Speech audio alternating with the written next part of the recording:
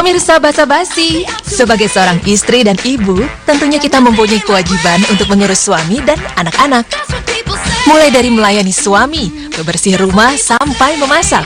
Ada pula beberapa istri dan ibu yang masih tetap bekerja walaupun sudah berumah tangga, sehingga mereka dituntut untuk serba bisa dalam membagi waktu antara pekerjaan dengan rumah tangganya. Nah, pasti pemirsa di rumah pernah mendengar pepatah sambil menyelam minum air, kan? Pepatah tersebut cocok ditujukan kepada para istri dan ibu yang punya kebiasaan mengerjakan banyak hal dalam satu waktu. Contohnya, sang ibu sedang menelpon tapi sambil mengurus anak. Atau ada pula sang ibu sedang makan tapi sambil memberikan botol susu untuk anaknya. Nah, aktivitas yang dilakukan seperti itu disebut dengan multitasking. Kira-kira siapa ya para istri dan ibu multitasking yang diundang di Basa-Basi kali ini? Tonton terus ya, hanya di Bahas Sana Bahas Sini.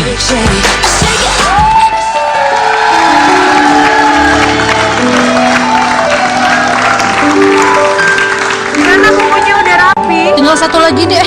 Online shop gue lumayan banget loh. Oh ya? Ada yang mesen, ada yang mesen. Sebentar. Ya, kecoret. Wendy, tolong dong. Aduh. Itu tuh, aseton di belakang. Oh, tolong buku juga ya, tolong buku juga ya. Sebentar. Ini ada yang mau beli. Oh, sekalian minum ya, sekalian minum. Sebentar ya, gue telepon. Halo? Iya? Mau beli berapa memang? Sebentar. Wendy, asetonnya Wendy. Sebentar. Bukunya. Iya. Tumpah. Sebentar. Ya. Minumnya. Ya. Iya, sayang. Iya. Oke. Ini kapasnya mana? Kalau nggak ada kapasnya gue gimana bisa bersihin? Tolongin dong. Oh iya.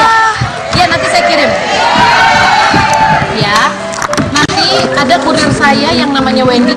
Kapas. Ini tisu. Ini airnya kurang panas. Tolong ya. Iya. Nanti kurir, tolong kapas di situ tuh di lemari bawah.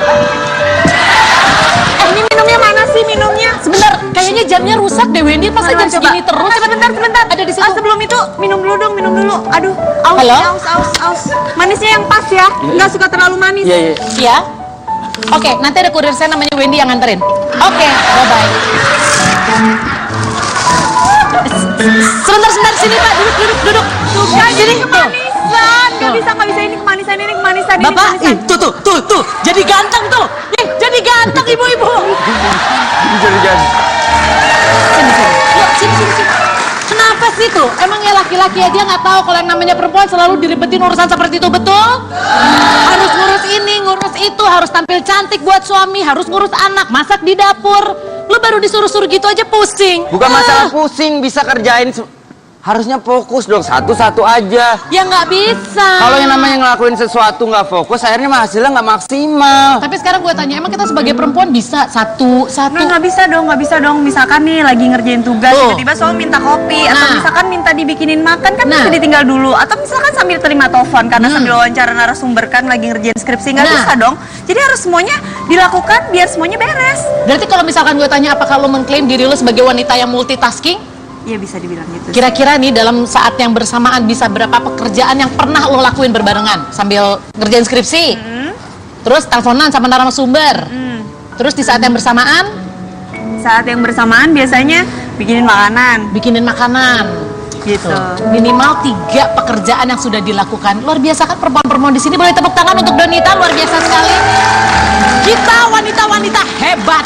Berarti minimal kalau bisa dibilang multitasking kalau melakukan 3 kegiatan dalam satu waktu. Iya. Berarti ibu-ibu di sini belum multitasking. Kenapa? Karena baru 2 dalam satu waktu. Apa? Tepuk tangan sama teriakin. Nah, belum. Tapi ibu-ibu di sini juga hebat. Coba nyampe rumah yang punya anak bayi, gendong anak, ngomong, kadang-kadang sambil nyapu. Betul, Ibu? Memang perempuan itu. Kok bisa sih perempuan kayak gitu? Harus bisa gitu dong. Kok ibu yang jawab? Kan perempuan. Iya, maksudnya saya kan nanya ke mereka. Ibu jangan jawab semua ya, saya kalah. Tapi ternyata nggak cuma Donita doang yang multitasking. Ini ada tamu saya juga ya, pemirsa ya. Coba, baru aja ngelahirin. Dia seorang dokter, dia syuting juga, masih harus urus suami, urus rumah tangga. Penasaran siapa? Siapa? Langsung saya aja panggil ke Dokter Reisa. Hai. Ya, tutup deh. Tuh, ngurus anak. Iya, betul. Apa kabar? Baik. Silakan duduk. Silakan dok. Halo. Halo, apa kabar dokter? Apa kabar Uncle Bobo. Ati? Halo. Bobo. Iya. Silakan. Ini Bu ada kereta bayinya, anaknya mau ditaruh di sini. Tapi sebelum kita ngobrol sama Dokter Reisa, gimana kalau kita lihat profilnya berikut ini? Silakan. You got a girl that doesn't look a thing like me. The girl your mother always Dokter cantik asal Malang ini sudah berkecimpung di dunia hiburan sejak duduk di bangku SMA. Wanita yang memiliki nama Reisa Broto Asmoro ini memulai karirnya sebagai seorang model. Setelah lulus dan bekerja di salah satu rumah sakit di Jakarta, ia banyak berkecimpung di dunia forensik. Pada tahun 2010, ia meraih juara kedua di kontes kecantikan Putri Indonesia dan mendapat gelar Putri Indonesia Lingkungan 2010. Saat ini, Reisa menjadi host dalam acara Dr. Oz Indonesia yang ditayangkan di Trans TV. Walaupun banyaknya aktivitas yang dilakukan oleh Reisa, ia tetap menjalankan kewajibannya sebagai seorang istri dari Tejo Diningrat Broto Asmoro dan seorang ibu dari putri pertama mereka, Ramania Putri Broto Asmoro. even with no makeup. Coba, Banyak kebayang ya? nggak berapa banyak profesinya? Gak pusing tuh dok. Segitu banyak profesi, ibu rumah tangga, istri, Presenter, model. dokter juga. Jalanin aja, selama nggak mengganggu. Yang paling utama keluarga dulu, selama masih bisa ngurus rumah, baru yang lainnya. Oh berarti tetap ada skala prioritas dong. Ya, Iya, tetap. Oke. Apalagi sekarang udah punya baby Anya, ya udah akhirnya prioritasnya baby Anya dulu. Tapi sekarang kalau aku tanya, apakah dokter juga mengklaim nggak dirinya sebagai wanita yang multitasking? Iya juga sih ya. Sebenarnya wanita itu menjadi multitasking karena memang kewajiban kita yang banyak atau karena perempuan yang ribet? Jangan dijawab dulu. Coba silahkan sekarang jadi bahan introspeksi ya. Sebenarnya kita ngerjain ini itu sekaligus karena memang kewajiban kita banyak atau emang kita orangnya riweh sih, semua mau diurusin. Kira-kira lebih mengarah yang mana jawabannya? Jangan kemana-mana, tetap di Basa-Basi, Bahasana Bahas ini. Akan kulakukan semua untukmu, akan ku berikan seluruh cintaku. Janganlah engkau berubah.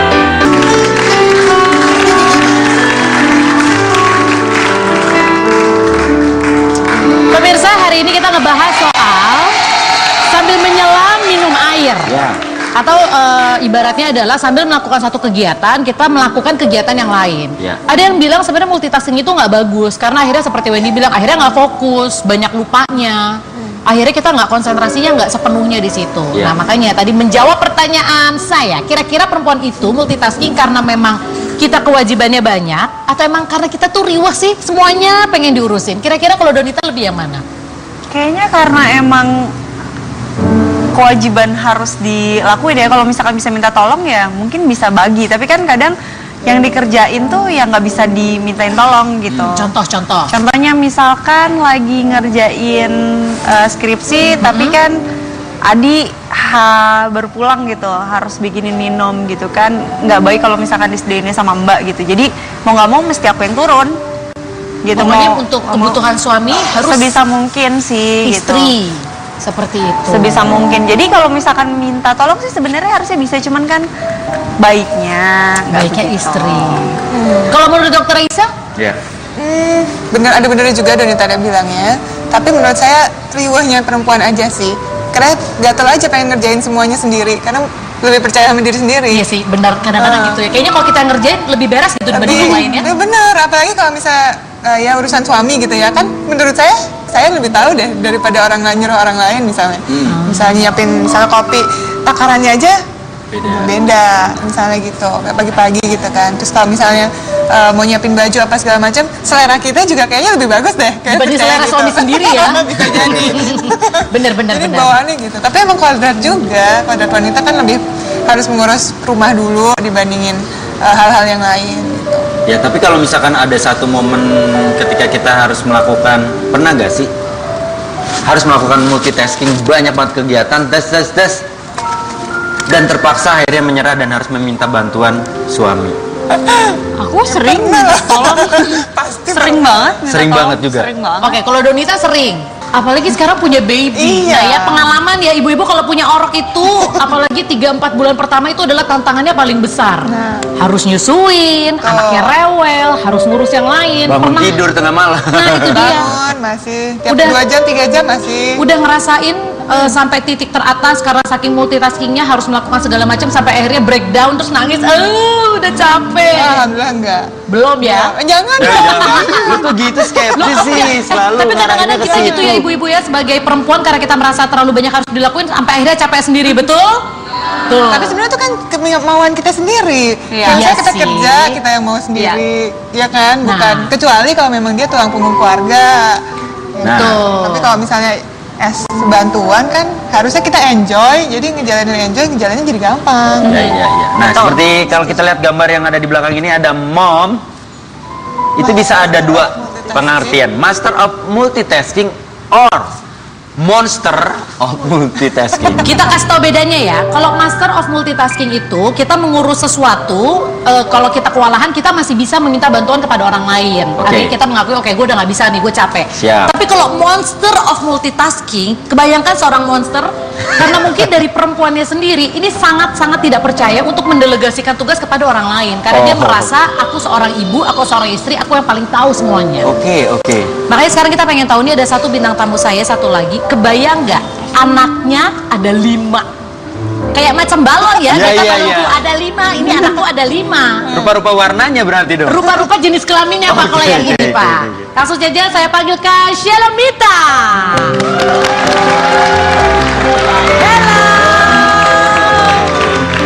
Selamat datang. Hai. Hai Wendy, Halo. apa kabar? Apa kabar, Mbak? Ini Cantik. Mak, ya ampun.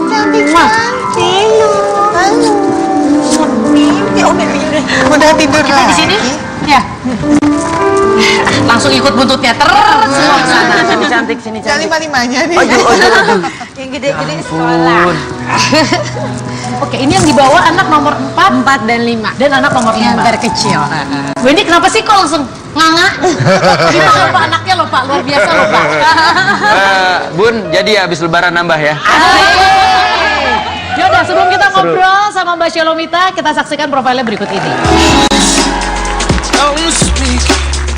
Shalomita Sulistiani atau yang akrab disapa Mita adalah seorang penyanyi beraliran pop. Ia memasuki dunia menyanyi sejak usia belia. Ia tercatat pernah menjadi backing vokal band Slang, Imanes, dan Dewa 19. Mita menikah dengan Arya Fajar Faizal Diah pada tanggal 8 Juli 2000. Dari pernikahannya itu terlahir 5 putra dan putri yang diberi nama Fatah, Shanata, Shakira, Savannah, dan Salmia. Selain sebagai penyanyi, ia juga mengelola lembaga pendidikan yang bernama Langkahku dengan konsep homeschooling. Setelah menikah dan punya 5 anak, ia sudah tidak bisa lagi memikirkan tentang dirinya sendiri. Baginya, aktivitas sebagai istri, ibu dari anak-anak, dan karirnya di entertainment harus dijalani dengan seimbang.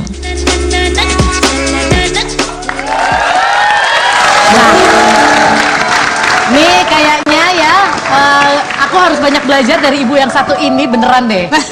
5 orang anak. Dan jaraknya kayak deket-deket ya. 2 Lumayan. tahun, 2 tahun, 4 tahun, 4 tahun. Lumayan sih sebenarnya ya. Lumayan. nggak ada. Mbak, kasih tahu rasanya gimana? Apa jangan-jangan karena Anda udah ada 5 anak, masih harus ngurus suami, harus ngurus rumah tangga, mengelola lembaga pendidikannya, kemudian menjadi seorang entertainer juga, akhirnya jadi monster of multitasking. Naik Tadi levelnya. monster of Monster. multitasking adalah Ya itu multitaskingnya udah tingkat dewa, udah edan. Udah nggak bisa nyerahin Jadi gini. apapun ke orang lain. jadi gini, akhirnya kita punya prioritas. Itu aja, prioritas aku apa gitu. Oke. Dengan 5 anak. Iya sayang. Iya cantik. Jadi dan beda-beda kan Vano di anak pertama, 1 anak, 2 anak, 3 anak, 4 anak itu keadaan hidupku berbeda-beda gitu. Tapi pada akhirnya saya selalu bilang sama diri saya sendiri, tugas aku dalam hidup ini paling penting apa sih? Ibu. Menjadi seorang ibu dan menjadi seorang istri.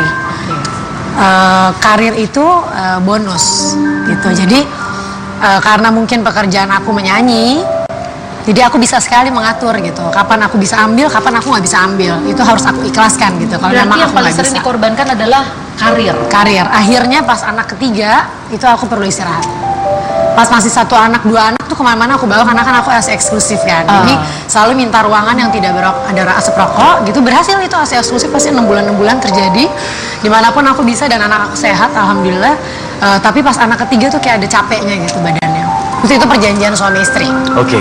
Suami merasa bekerja tugas gue, kamu itu ibu, kamu boleh kerja tapi kamu ngurus anak-anak saya dengan baik gitu. Pada akhirnya saya merasa aku mulai kelelahan, makanya langkahku yang home education lebih aku jalanin karena itu lebih nggak terlalu menyita waktu. Secara waktu juga lebih fleksibel, bisa sama anak-anak ya. Lebih fleksibel. Nah, ini dengan 5 anak ini dengan usia yang berbeda-beda juga, dengan keinginan yang berbeda. Gak usah deh kita ngomongin yang lain. Multitasking dalam mengurus mereka pernah nggak dialami 5-5-nya minta? Pernah banget. Tuh dia sekarang lagi ngomong anaknya colek-colek. Ini multitasking loh. Sering banget. Sering banget, terus Itu gimana? pun akhirnya prioritas. Mana yang paling butuh? Misalnya nih. Oh, bukan yang paling tua jatuhnya. Bukan Enggak. yang paling tua, paling muda, paling butuh berarti. Paling butuh. Jadi misalnya dia lagi nyusu. Udah pasti dia yang paling butuh, orang makanannya cuma susu waktu itu gitu. Oke. Sementara yang satu, Mam, tolong dong PR aku. Yang kedua, Mam, aku lagi dance, nonton dong. Gue lagi show nih. Maksudnya gue lagi ngasih lihat tadi gue latihan nari kayak gimana di sekolah misalnya. Yang satu lagi, Mam, tolong dong nih, playdonya susah banget bukanya misalnya. Itu pernah banget gitu yang semuanya ngomong. Oke, terus oh gitu. Stop dulu semuanya. Oke, ulang, kamu apa? Yang di sini tetap di sini kan? Oke. Nah, Jadi yang kamu lain aman ya nak ya, karena anak nyantol. Ini juaranya, ini bos. Oke. Nah nanti dari situ kelihatan dan aman-aman aja kok gitu. Maksudnya nggak terus yang semua ada yang kelaparan atau apa kan, enggak gitu. Jadi biasanya tahu kan kita lihat, oke yang PR tunggu sebentar gitu, yang show oke lihat kita sama-sama lihat. Oke udah selesai nari 2 menit 3 menit. Oke yang PR mana gitu. Jadi semuanya bisa berjalan dengan baik, dan yang besar-besar udah jadi kayak perpanjangan tangan aku. Kadang-kadang mereka ikut bantuin ngurusin adiknya. Oke. Nah, ini satu hal yang saya belajar dari perbincangan yang baru singkat ini ya. Ternyata tadi semua ngomong benang merahnya adalah harus ada skala prioritas.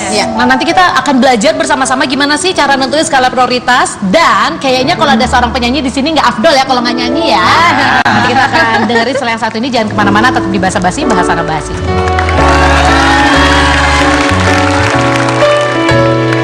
Yang bisa lagunya boleh ikut nyanyi ya. Pertama kali berjumpa denganmu kekasihku, dunia seolah kan runtuh. Oh, makan pun tak enak, tidurku pun tiada nyenyak. Selalu teringat, oh dirimu, inikah namanya. Sesudah jatuh cinta, mengapa semua begitu indah dilihat, begitu sedap dipandang, seolah aku ingin selalu tersenyum, tapi aku malu padamu.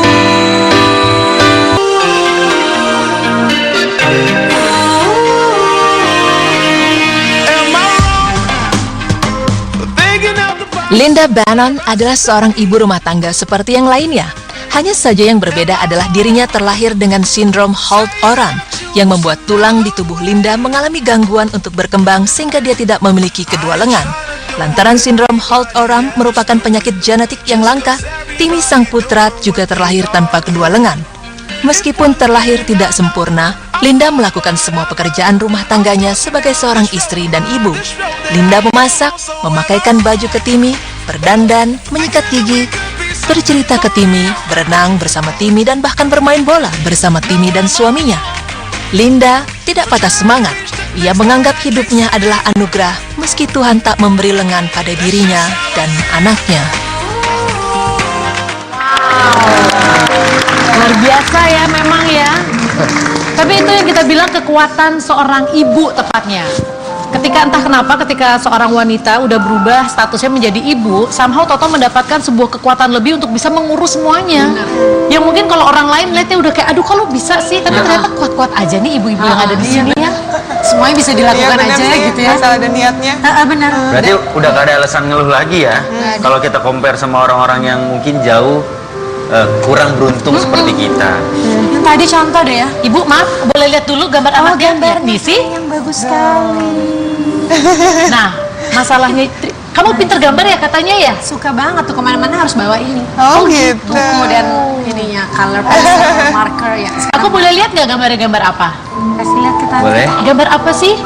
Apa sih itu? Baju. Ceritain Oh, itu gambar apa? itu gambar baju. Itu yang botak-botak Om Wendy bukan tuh? Ya, itu ada lingkaran Pak. Jadi ada lingkaran di hitam-hitamin. Terus Iya, udah gitu ya. itu ada warnanya agak pink merah-merah gitu, itu bajunya Konteks Wendy ya? maksudnya.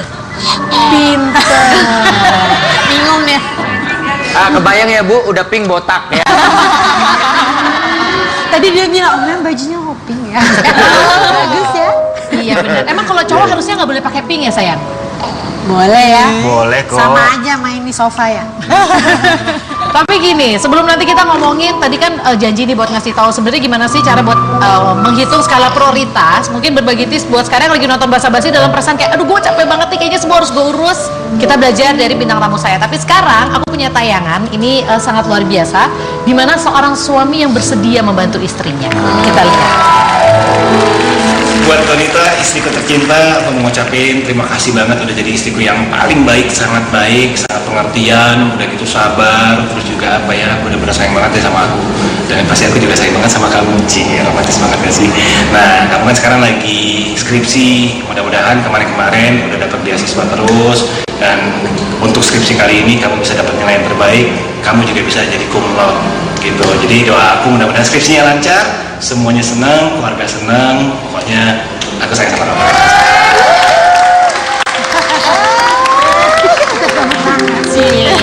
Itu nangis terharu apa ketawa jijik yang mana sih? Lu nggak suka gitu sih? Lu diklarifikasi dulu dong. Kenapa? Apakah dia termasuk kategori suami yang membantu istri? Alhamdulillah sih ya gitu, maksudnya dia biasa memberikan masukan, kasih komentar, banyak ngasih semangat juga gitu. Kayak kalau misalkan sekarang kan lagi skripsi ini, terus udah gitu kan mesti cetaknya kan bolak-balik, nggak bisa print di rumah lah, biar rapi itu mesti pergi ke percetakan. Bisa jadi baru selesai itu misalkan jam 3 pagi dia nganterin dan nungguin gitu. Oh, toh. Harus seperti itu ya. Nah, ini buat para suami, buat para pria di luaran sana, termasuk gue sih sebenarnya. Kita harus bantu pasangan kita, mau hal apapun lah. Nah, seperti Viti berikut ini ada suami yang mau bantu ngurusin anak, dan itu juga bukan hal yang mudah. Kita lihat seperti apa, ini dia. Mami tuh kalau di rumah caring banget, suka ngebantu aku bikin PR. Terus kalau misalnya aku belum makan pasti ditanya. Terus Mami tuh kalau di rumah sabar banget. Kalau misalnya adik-adik lagi berantem, pasti Mami nggak marah. Apa settle things down-nya. Kalau misalnya mereka lagi berantem tuh kalem, sabar. Pokoknya Mami nggak suka marah-marah deh. Terus Mami itu juga ada negative side-nya. Misalnya waktu itu dia lagi nonton film, terus dia konsentrasinya cuma ke film. Jadi aku kalau misalnya lagi nanya sesuatu, aku harus nunggu lama sekali sampai dia menjawab. Mami itu baik, Mami itu suka banget sama aku, bisa suruh orang minta bantu dan lebih baik. Mommy loves me and always play with me by hugging me also, and I tickle Mommy all the time. I love you, Mommy. Bye-bye. Shami? Yeah. I love Mom. Me. Mom? Me. I love Mom. Me. Okay. Namanya siapa? Mommy. I love you, Mom.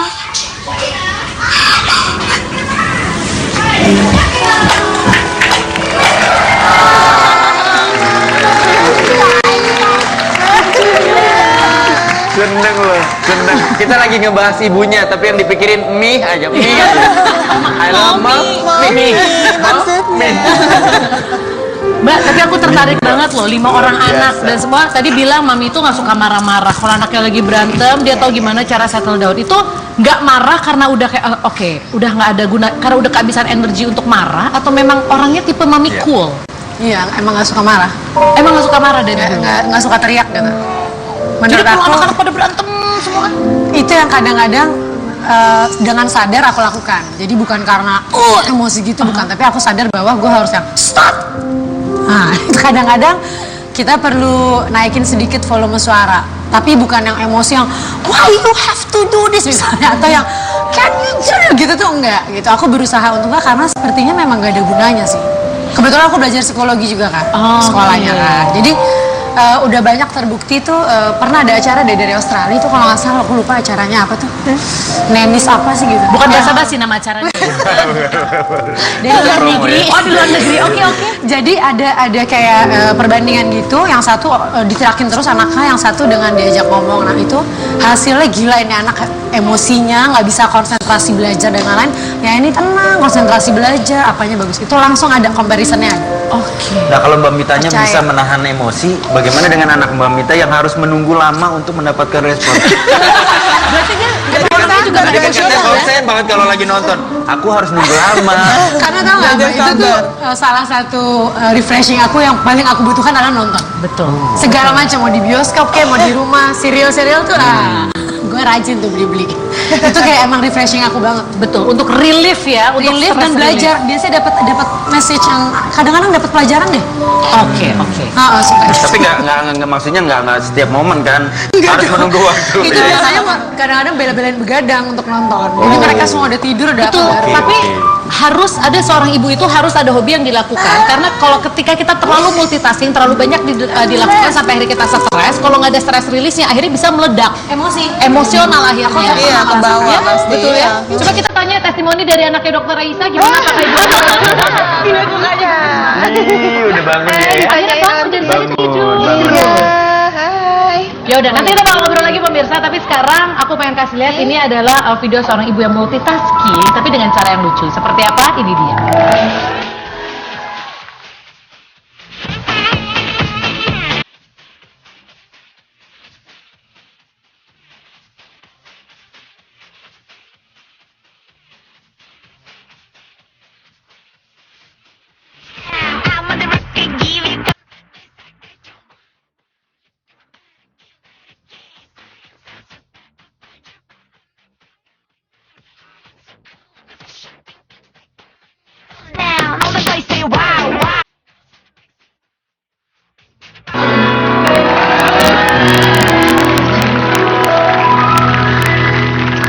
Pemirsa basa-basi, kenapa sih kita ngomongin soal multitasking? Karena sebenarnya multitasking itu identik dengan seorang wanita, terutama yang sudah menjadi ibu. Mau nggak mau, multitasking itu harus dijalanin.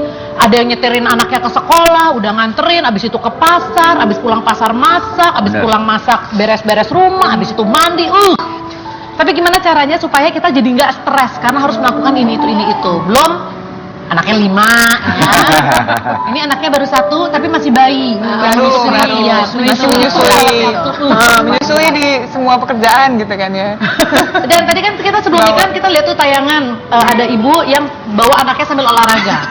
Ternyata Dokter Raisa melakukan itu sambil nyusuin anaknya sambil olahraga. Sambil olahraga. Masih di sini Dok. Nah, di sini nggak usah. Gimana cara? Misalkan kamu Nggak di bisa rumah. pakai rok. Kan gendong misalnya. Tempat tidur gitu kan. Terus ya udah, misal mau gerakin apa kaki. Ya udah gitu. Atau tangan sama Atau gitu-gitu. tangan. Iya, pokoknya yang bisa digerakin lah. Tapi kan lumayan. Iya. If there's a will, there's a way. Nah, itu ya kuncinya ya. There's a will, there's a way. Oh, Tahu artinya? tahu apa artinya Pak? No si kiwil. Di mana ada will, di situ ada way. Iya. Di mana ada kiwil di situ ada gue. Gitu. Tapi kan gini, tadi Donita udah dapet, Shalomita udah dapet. Iya. Kira-kira Dokter Raisa juga dapet nggak ya? Kita lihat yuk tayangan berikut ini. Hai Re, congrats ya buat kelahiran baby Ania. Mudah-mudahan Ania bisa jadi anak yang membanggakan dan membahagiakan kedua orang tuanya. Gak kerasa ya, kita udah temenan udah 12 tahun. Dari mulai gadis sampai sekarang udah mama-mama. Mudah-mudahan kita bisa temenan terus sampai kita jadi nenek-nenek. Re ini orangnya baik banget, easy going, friendly, kemudian care banget sama teman dan juga asik kalau diajak gila-gilaan. Lucu aja ngeliat temennya dokter. Dia orangnya baik, senang, bergembira. Jadi kayak orang baca skripsi gitu. Kaku banget kayaknya. Emang orangnya kayak gitu kayaknya dok ya? Enggak juga. Oh, enggak juga ya. Sama-sama dokter. Sama-sama dokter. Lucu Dia banget. Mulai dari awal Cita-citanya kuliah. sama. Oh, teman kuliah. Nah, tapi kalau ngomongin masalah teman tadi, ada gak sih ketika ada momen kalian harus multitasking, tidak mendapatkan bantuan dari pasangan, akhirnya minta tolong sama teman? Semua temanku yang working mom. Dan kita semua punya anak di bawah umur 3 tahun. Oke. Jadi setiap kali ada yang lagi hamil, nyusuin, atau misalnya mau ngurusin anak, pasti minta tolong bantuan teman. Kayak misalnya kemarin aku baru lahiran, nyetir sendiri, mereka ada yang hamil 7 bulan, nyetir sendiri, yang bawa 2 anak nggak pakai neni, datang juga bareng. Pokoknya kayak gitu, jadi selalu bantu-bantu semua. Dan saling support ya, Dan satu saling sama support. lain pastinya ya. Udah gitu pasti ini ya namanya working mom ya, jadi tips-tipsnya sharingnya tuh penting banget karena udah pernah ngalamin yang satu udah pernah belum ngalamin. Itu yang kebantu sih dari situ ya, bisa tahu posisi masing-masing. Jadi salah satu cara juga untuk mereduce stres kita karena multitasking ini adalah tadi cari hobi, nonton. Kedua sharing ya, dengan kita berbagi, ngobrol, akhirnya Omongannya sama, pengalamannya juga sama gitu kan, yang dirasain sama, jadi itu kebantu banget sih. Malah lebih enak lagi ya, jadi nggak perlu ngejelasin lagi, udah paham. tahu. Iya. Nah kalau Donita sendiri pernah gak minta tolong sama temen, terus adinya nggak terima? Kenapa sih lu nggak minta tolong sama gua aja? Enggak sih, karena yang pertama kali aku mintain tolong tuh pasti Adi sih. Gitu. Oh, Adi orang pertama Pasti ya. orang pertama. Yang tahu masalah, yang tahu apapun tuh pasti Adi. Adi tuh orang pertama yang tahu gitu. Setelah itu, kalau misalkan memang dia sibuk dan kurang bisa membantu atau memang kurang menguasai, misalkan kayak waktu itu aku lagi mau bikin apa ya, satu project harus bikin desain dan kayak harus buru-buru gitu. Adi bisa bantu, tapi kan maksudnya waktunya juga agak sedikit lama. Aku minta bantu teman aku gitu. Oh. Tapi biasanya Adi menemani. Oh, tetap ada Adi di situ. Biasanya nemenin. Oke, pemirsa, di sini ada satu situasi multitasking yang terjadi di mana Dokter Reza harus tetap tampil cantik di kamera, sedangkan anaknya udah mulai pegang-pegang mau menyusu. Gimana? Anaknya dari tadi udah konsentrasinya sudah buyar. Oke. Sekarang kita mau bermain di sini ya. Kita akan bermain percaya atau tidak. Di baliknya ada tulisan. Di baliknya percaya atau tidak percaya. Oke. Pegang Silakan. satu-satu. Dipegang satu-satu. Oh, ini memang double. Oke, silahkan. Ya. Contohnya nih. Apakah Wendy laki-laki tulen? Lu nggak usah tanya ke mereka, gue juga bingung. Mbak Mita jawabnya. Ya, nah. Kalau aku sih gini aja. Anak-anak kan jujur. Maaf Pak, jujur loh. Dia setengah-setengah. Enggak, itu oke lah, nggak masalah. Ini anak-anak yang jawab. Tidak percaya. Itu contoh. Aduh. Silakan Om Wendy, pertanyaannya Om Wendy. Baik, kita jawab percaya atau tidak percaya. Suami lebih peduli pada pekerjaannya dibandingkan lingkungannya. Percaya atau tidak? Suami lebih peduli pada pekerjaannya dibandingkan lingkungannya. Lingkungannya Lingkungan itu apa nih? maksudnya Yang dimasuk kayak lingkungan. tetangganya, kemudian ya sekelilingnya lah yang Sekelilingnya bukan lah. pekerjaannya dia. Keluarganya juga kan masuk ke dalam lingkungannya. Oh, keluarganya. Ya kadang-kadang kalau Adi aku juga peduli, tapi dia lebih ke arah mana? Lebih ke arah Lebih ke mana? arah mana? dia peduli Apaan sih kerjaan. nggak ada jawaban begini pada jawab begini? Enggak, soalnya gini, Adi peduli sama pekerjaan dia dan peduli sama aku, sangat peduli sama aku. Jadi ya gimana? Ya artinya ketika suaminya ada di situ, di lingkungan itu, dia tuh peduli sama lingkungan itu. Ya lagi sama istrinya berarti peduli sama istrinya, sama keluarganya berarti Jadi peduli sama keluarga. suami lebih peduli pada pekerjaannya dibanding lingkungannya. Oh, gini. Tidak percaya, tidak percaya, tidak percaya juga. Tidak Oke, percaya. karena suami masing-masing menonton tidak mau geger di rumah. Iya. Tuh skeptis lagi. Bukan. Mereka baik. Oke, pertanyaan berikutnya silakan. Sering gak kerja demi keluarga. Oh, sering nggak kerja demi keluarga. itu dia. Oh, sering ya? Apa gimana? Oh enggak, kalau aku kamu sering nggak kerja demi keluarga. Kalau aku dia kerja untuk keluarga. Jadi, Kalau lu, kalau gue kerja demi keluarga juga, Pak. bagus. Harus gitu. Lu kan. Iya semuanya. Oh, iya, bagus. Kita rame-rame. Kedua, Dua-duanya. Berikut. Istri lebih mudah stres dibanding suami. percaya semua. Percaya semua. Pertanyaan ketiga. Oh sayang. Sayang, udah nggak bisa itu. Baby cantik nangis karena pengen menyusui. Percaya atau tidak percaya? Percaya, oke. Oke lah, kalau begitu karena si cantik kayaknya sudah mulai terganggu, sudah mulai kelaparan. Kita iklan dulu. berikan kesempatan dia untuk menyusui. Jangan kemana-mana, tetap di Basa Basi. I am your superwoman, but I'm not the kind.